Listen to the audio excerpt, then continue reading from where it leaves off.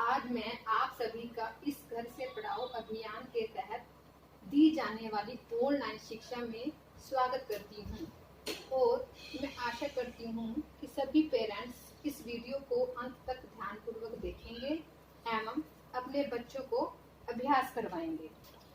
तो आज का हमारा विषय है हिंदी और हिंदी में हम पढ़ने वाले हैं क्रिया। क्रिया जो कि एक हिंदी व्याकरण का एक बहुत ही महत्वपूर्ण हिस्सा है। लेकिन क्रिया करवाने से पहले सबसे पहले मैं आपको एक चित्र दिखाने जा रही हूँ और आप इस चित्र को ध्यानपूर्वक देखेंगे और मुझे बताएंगे कि इस चित्र में क्या क्या काम हो रहे हैं।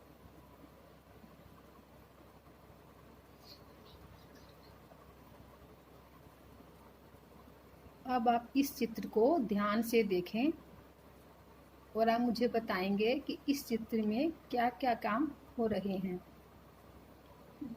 आपने भी चित्र में क्या क्या देखा, चलो अब मैं बताती हूँ। पहला था, देखा आपने बच्चे खेल रहे हैं।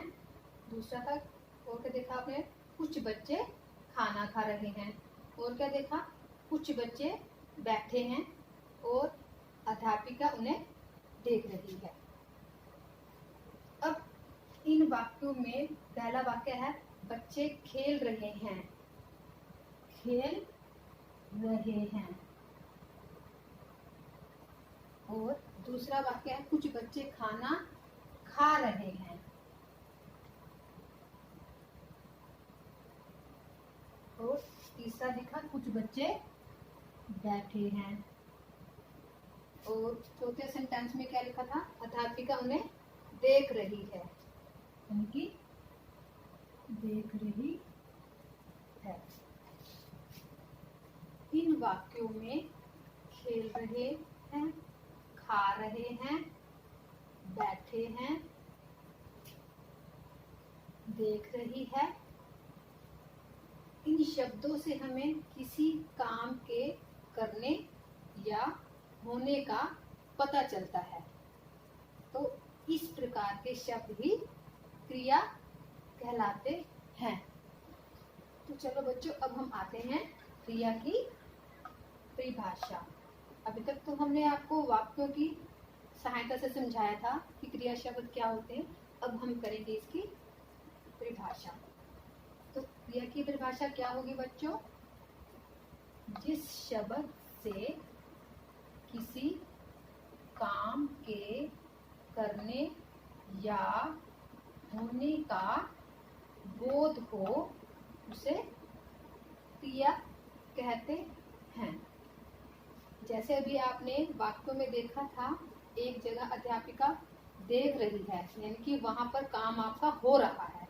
और बच्चे खा रहे हैं या बच्चे देख रहे हैं, इसमें भी कोई ना कोई काम हो रहा है। कोई भी वाक्य, हर वाक्य जो भी हम लिखते हैं वो क्रिया के बिना अधूरा है।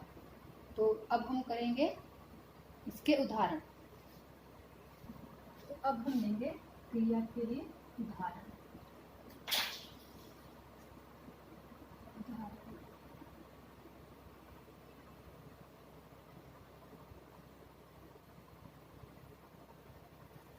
वैसे तो आप रोज ही कोई ना कोई काम करते हैं। सुबह उठते हैं, नहाते हैं, खाते हैं, पीते हैं, सोते हैं, जागते हैं। ये सारे के सारे क्या है, क्रिया के उदाहरण हैं। जो भी आप काम करते हो, तो जैसे कि आप एग्जाम्पल ले सकते, उदाहरण ले सकते हैं, खाना,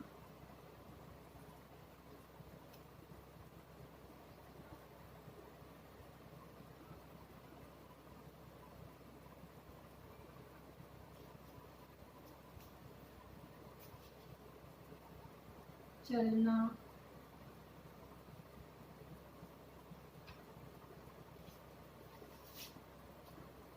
पढ़ना,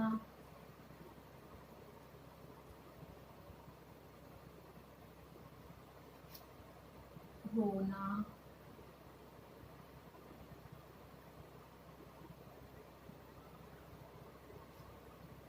तैरना,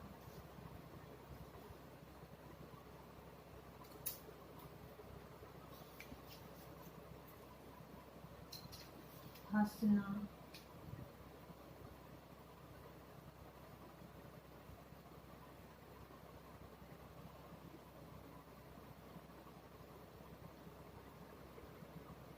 आदि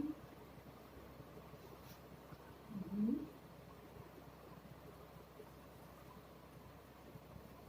क्रिया शब्द हैं। अभी मैंने उदाहरण के लिए लिखा खाना, चलना, पढ़ना, रोना, तैरना, हंसना, ये सभी के सभी क्या है? क्रिया शब्द हैं। ऐसा नहीं कि बस यही है, इसके अलावा जो भी आप काम करते हो दिन में, कोई भी काम कर रहे हो या कोई और कर रहा है, वो सभी के सभी क्या होंगे? क्रिया शब्द कहलाते हैं।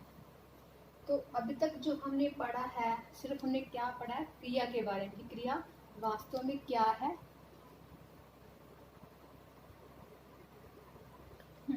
तो अभी हमने क्या पढ़ा? हमने क्रिया के बारे में सीखा कि क्रिया क्या होती है और क्रिया शब्द क्या होते हैं, और उनके मैंने आपको एग्जाम्पल भी साथ साथ बता दिए हैं। तो अब जो आपको घर से अभ्यास के लिए करना है, वो आपको क्रिया के बारे में ही करना है। अभी हम क्रिया के भेद नहीं करेंगे, क्योंकि वो हम करेंगे नेक्स्ट वीडियो में। ठीक है, तो अभी हम जो आपको घर पर अभ्यास के लिए करना है,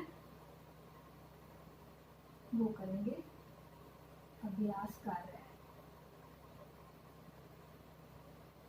तो सभी पेरेंट्स से मेरा अनुरोध है कि प्लीज वो अपने बच्चों को अभ्यास कार्य करवाने में उनकी मदद करें।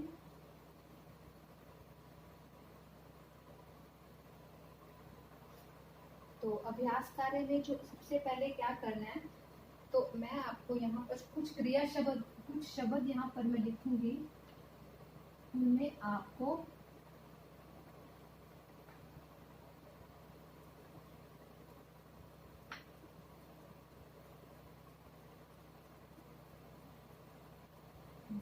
पहला है, कुछ क्रिया शब्द मैं यहाँ दिए जाएंगे आपको, उन पर आपको गोला लगाना है। ध्यान से, ध्यानपूर्वक पढ़ना है पहले उन शब्दों को, उसके बाद ही आप उनको गोला लगाएंगे।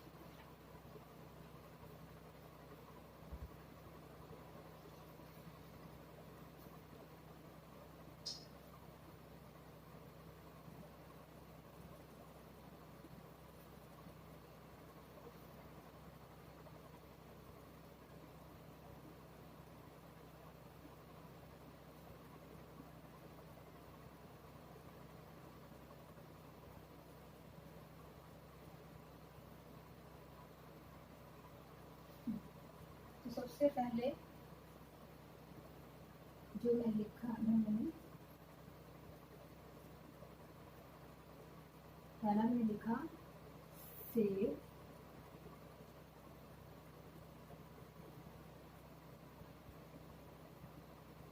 कोयल,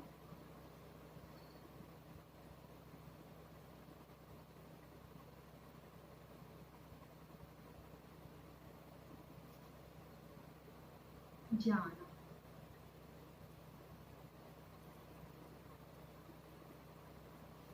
देखिए मैंने यहाँ 3 शब्द लिखे हैं। पहला लिखा सेब, कोयल, जाना। तो आप इसमें से सिर्फ उस पर गोला लगाएंगे जो वास्तव में क्रिया शब्द है। क्रिया शब्द हम कर चुके हैं कि जो शब्द, जिस शब्द से हमें किसी काम के करने या होने का पता चले, वह हमारे क्रिया शब्द होते हैं। तो आप ये बताएंगे इसमें सेब, कोयल और जाना, इन तीनों शब्दों में से आप बताएंगे कौन सा क्रिया शब्द है। तो एक आपको मैं उदाहरण दूंगी, उसके बाद सभी आप स्वयं करेंगे। तो इसमें ना तो सेब कोई काम हो रहा है यहाँ पर, ये तो सेब तो खाने की चीज है, और कोयल क्या है? एक पक्षी का नाम है। लेकिन ये क्या है? जाना। तो जाना है वो हमारा क्रिया शब्द है, क्योंकि यहाँ हमारा काम हो रहा है जाने का। इस प्रकार से जो मैं आगे के लिखूंगी मैं, तो वो आपको खुद से करने हैं। अपनी नोटबुक में लिखने के बाद स्वयं से आपको गोला लगाना है। तो अगला शब्द है जो आप लिखेंगे रानी,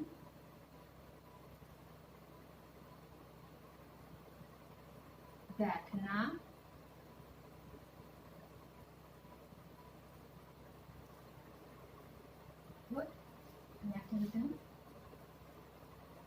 केला। ये 3 शब्द लिखे मैंने, रानी, बैठना और केला। इनमें से जो आपको लगता है क्रिया शब्द है, सिर्फ उस पर ही आप गोला लगाएंगे। ऐसे ही नेक्स्ट है आपका थर्ड पार्ट। इसमें लिखिए मेज,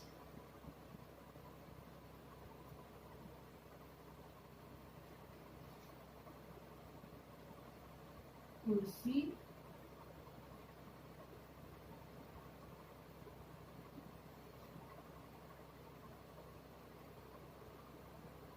दौड़ना।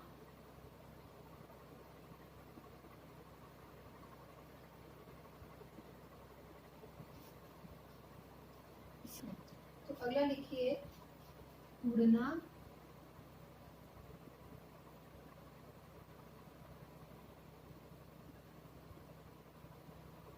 पक्षी, गाय। इसी प्रकार आपने उड़ना, पक्षी और गाय, इन तीनों में से जो भी आपको सही क्रिया शब्द लगता है उस पर आपको गोला लगाना है। इसी प्रकार से आगे आप लिखेंगे हाथी,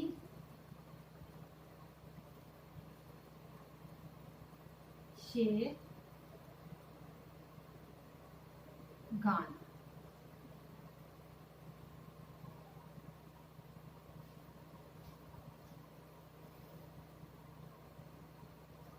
हो गया है आपका। अब आपका चलते हैं आगे। इन्हीं सभी को, जितने भी मैंने आपको वाक्य दिए हैं, इन सभी वाक्यों में से आपको ये सारा अपनी कॉपी में नोट करना है और उस पर सही क्रिया शब्द पर गोला लगाना है। तो चलिए दूसरे अभ्यास कार्य पर चलते हैं। ये अभ्यास कार्य 1 है आपका। इसी के साथ दूसरा भी दूंगी मैं अभी आपको।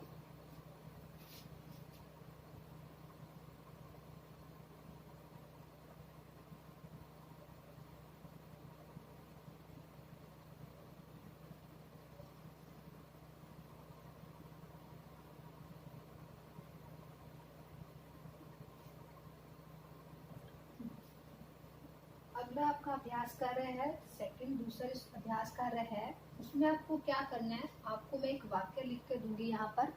उस वाक्य में से आपको जो क्रिया शब्द है, उसमें से पहले उस वाक्य को ध्यान से पढ़ना है।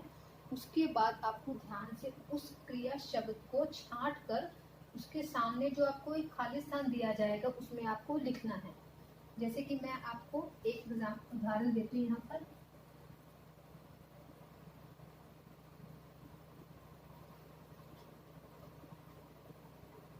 वह दौड़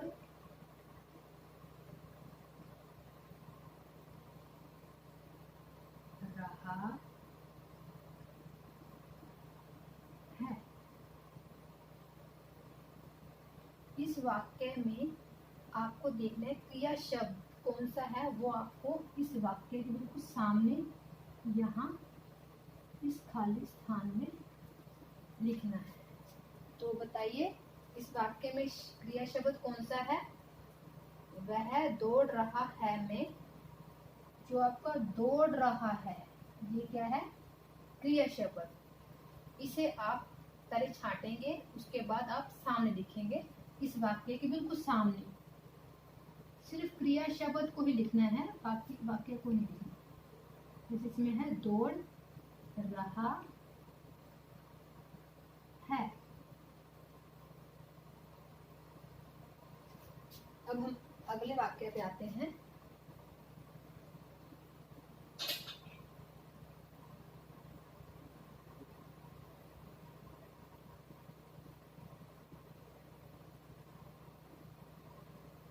गाय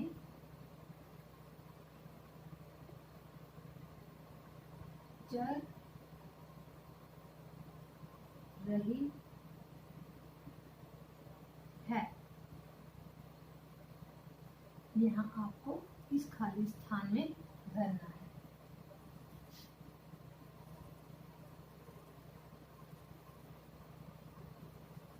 सबसे पहले आप वाक्य को ध्यान से पढ़ेंगे, उसके बाद ही आप उस क्रिया शब्द को सामने वाले दिए गए खाली स्थान में भरेंगे।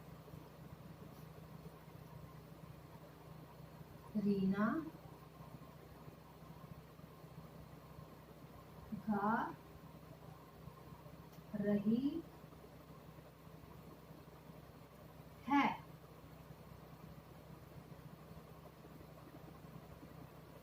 फिर से आप इस वाक्य को ध्यान से पढ़ेंगे।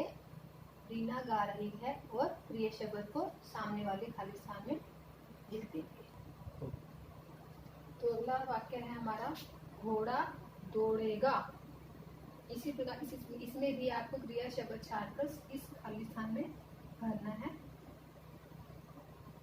यहाँ पर और ऐसे ही उसके बाद हमारा जो लास्ट वाक्य है, अंतिम वाक्य है, मैं पत्र लिख रहा हूँ। इस वाक्य को भी आप ध्यान से पढ़ेंगे और क्रिया शब्द छाड़कर इस सामने वाले खाली स्थान में भर देंगे। तो अभी जो हमने क्रिया के बारे में पढ़ा, आशा है कि आप सभी को समझ आ गया होगा।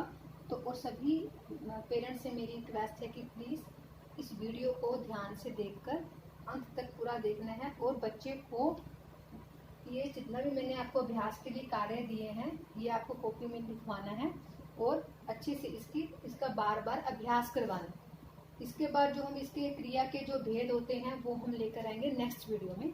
तब तक के लिए धन्यवाद।